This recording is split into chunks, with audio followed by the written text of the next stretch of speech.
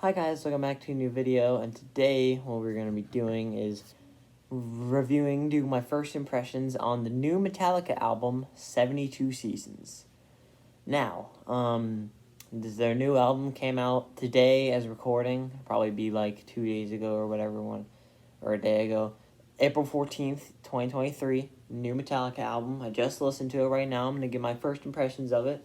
I had heard a couple of their singles. I heard Lux Eterna and Screaming Suicide before this.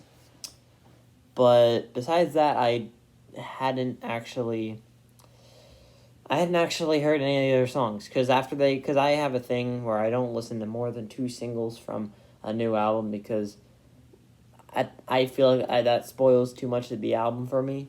I feel like,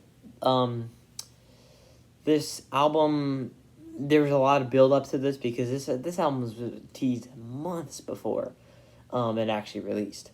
And I was expecting it to be really good based on the singles that I heard, because I really liked Lux Eterna and I really liked Screaming Suicide, and I was hoping that that maybe they would deliver an entire album like that. They did. They sure did. Let's talk about some positives on the whole album, then I'll go through each of the tracks. First off, this album is this album sounds amazing. It was mixed. It seems like it's mixed pretty well. I'm not a good person to tell you that because I don't know anything about production. So maybe this album is mixed like crap and I don't know, but it seems fine. I can tell that everyone in the band seems like James seems like he can have more range than he has in the past. Like in their recent albums like Death Magnetic and Hardwired, which I haven't actually heard any of them in full, but I've heard over half the songs on all of them, so I kind of know what those albums sound like. And yeah, I feel like James does reach his vocal range, or knows his vocal range, and I think extends his vocal range. Like on Lux Eterna, he's kind of going for high notes again, which sound fine. They don't sound they don't really sound that forced. Maybe a bit, but not really. Yeah, James. But he has a lot of range. I feel like he can sound a bit different on some of these. Kirk Hammett is always good as always. Although I know people have talked about this before, but I don't like. I like all of his solos. It's just that all of them are a lot of them are.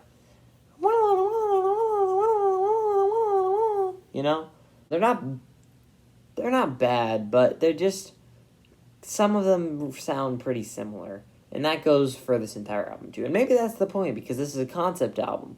Yep, this is a concept album about a kid, or in the first 18 years of their life, and how that kind of shapes your adulthood. It does make me wonder if they're going to do a second album with a concept album chronicling an adult's life. That could be pretty cool. And I think I think that would be really cool. But I honestly, I think this might be the last album, because, and I know they're like, oh, as long as we're still alive, we're not going to quit.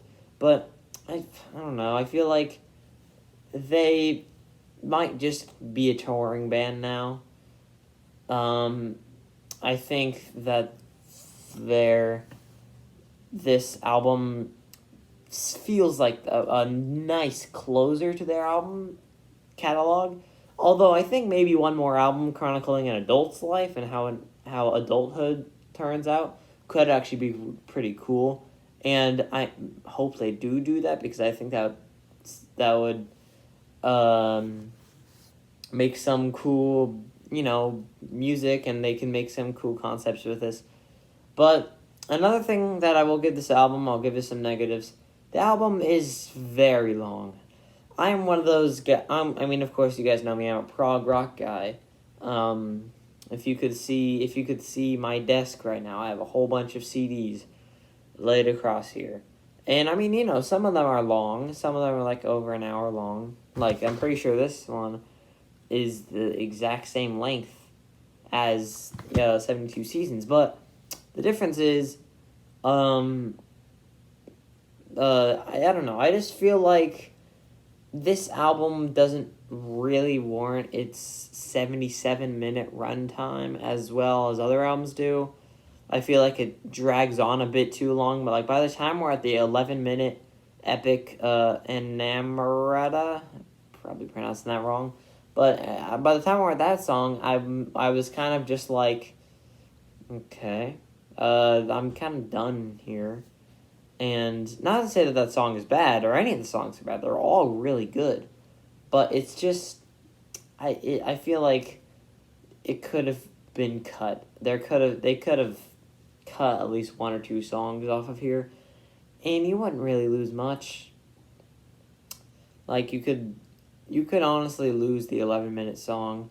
I was really expecting something really good when I saw an 11-minute song. I was like, oh, it's an 11-minute song. It must be really good, because I like prog. But I feel like it's not... It didn't warrant its welcome, its 11-minute welcome. And I feel like there weren't really much lyrics besides, like, the chorus, which I don't really like. I don't like when songs have, like, two verses and then a chorus, and then even if it's really long, they just repeat the same chorus, like, 4 times. Like, can you come up with something else? Maybe I'm being too critical of that, but yeah, the 11-minute song might honestly be my least favorite, which is saying something, because it's still really good. But it's just not on par with all the other ones. And maybe that's just because they stay their welcome more than that song does. But yeah. Now we'll go over some highlights. 72 Seasons, the first song is really good. I really liked Shadows Follow a lot, actually. Although, another thing I will mention is the choruses on some of these songs, mostly the earlier half of the album. A lot of them have kind of the same formula. Like, it's like one line that they repeat, and then a line that's new, and then the same line that they repeated, and another line that's new, and then the same line repeated, and then another line that's new. And I feel like they kind of... I'm pretty sure that's the case for 72 Seasons. Shadows Follow, Sleepwalk My Life Away. After that, it kind of goes away, but you still have songs like Lux Eterna, and Crown of Barbed Wire, where the chorus is pretty much just the song name, which I'm not too much of a fan of, but, maybe it's just because I make song name videos, and it's annoying, but it's fine, it's really not, these are small nitpicks that, since the album is so good, I have to highlight them, because I have to pick out something. I can't just say, this album is so good, and then not say anything bad about it. And plus, yeah, so I really like the first 2 songs. Of course, I've already heard Screaming Suicide, and I really like it. And I like the overall message of the song. I like the whole overall message of the album. I like the message of chasing light. It's a very hopeful song. It's like there is a light at the end of the tunnel.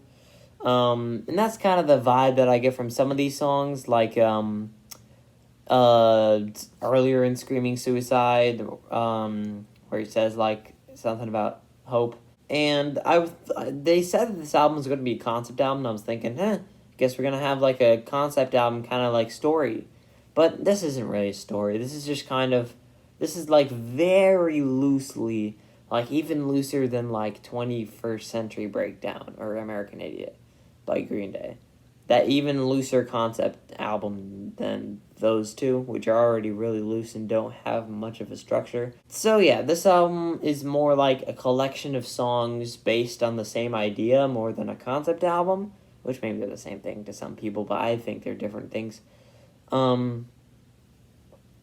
Yeah, I like Sleepwalk My Life Away, kind of a weird title. There's some funny titles on here, like Sleepwalk My Life Away, If Darkness Had a Sun. And even though I like these songs, it's like, what?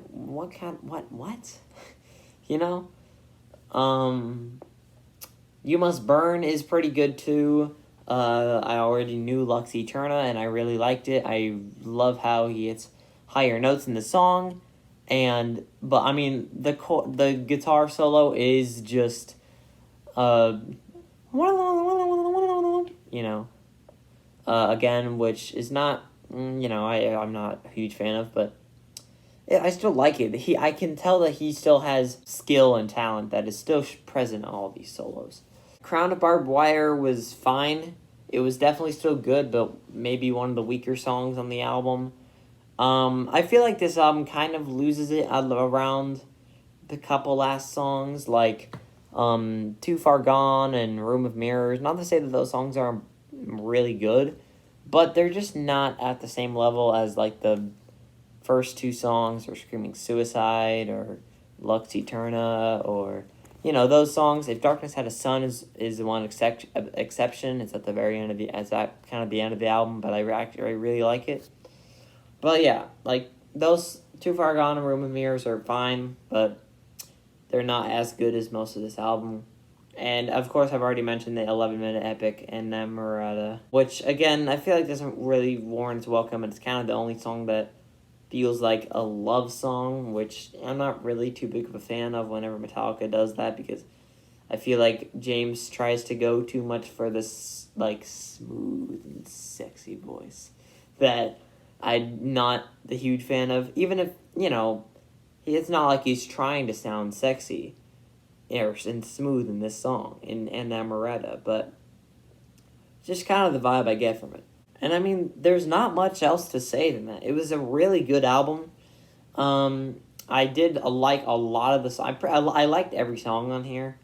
Even the ones I didn't like as much, like Crown of Barbed Wire and Namorata, were still good. And I thoroughly enjoyed this album throughout. And I liked a bit of studio talking that they include at the end of some songs, like Namorata, and You Must Burn, I think, has some of that as well. So that's kind of cool. And also, there's a lot of references, maybe it's just me that finds this cool, but there's a lot of references to other song names. They say Broken, Beaten, Scarred, and in If Darkness Had a Sun, I think. The Full Speed or Nothing, the line from Lux Eterna, which is from Motor Breath. Also in Screaming Suicide, he says Cyanide, which is another Metallica song. And Namorata has a line from My Friend of Misery, along with some other references to My Friend of Misery. And one of the songs, I don't remember which one, says The Unforgiven in it, which is kind of cool. And I kind of expected it from Metallica at this point in their career. I feel like they're at the stage where an album like this makes sense, where they reference a lot of their song names, because they're just that old and they have that many songs and they're Metallica. Overall, I think this album was great. I really liked it. I'd probably give it a 9 out of 10, or 8.5 or 9 out of 10. Now, of course, this is just my first impression. I would love to go back to this album months later, because I do plan to listen to this album a lot more as time goes on. So maybe we can do a video where we look back on this video and see what I said, and like, oh, I like this song more, and I'm not really feeling for that song anymore.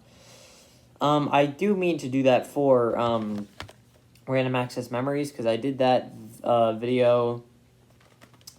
I did the first impression of this album like 9 months ago or something, and out of all the albums that I've done first impressions of, I think this album would be the most fun or the most interesting to go back and see what I said about these songs, because it's definitely changed. Maybe I'll do that for the 10-year anniversary of this album. That'd be pretty cool. Anyway, thank you guys so much for watching this video. If you did enjoy, please leave a like and subscribe, and say what you think about this album in the comments. Do you love it? Do you have some opinions on it that you think I'm wrong about? Leave it all in the comments down below. I'd love to hear what you guys think of this album. maybe even your ranking of the songs if you want to. But that's enough from me.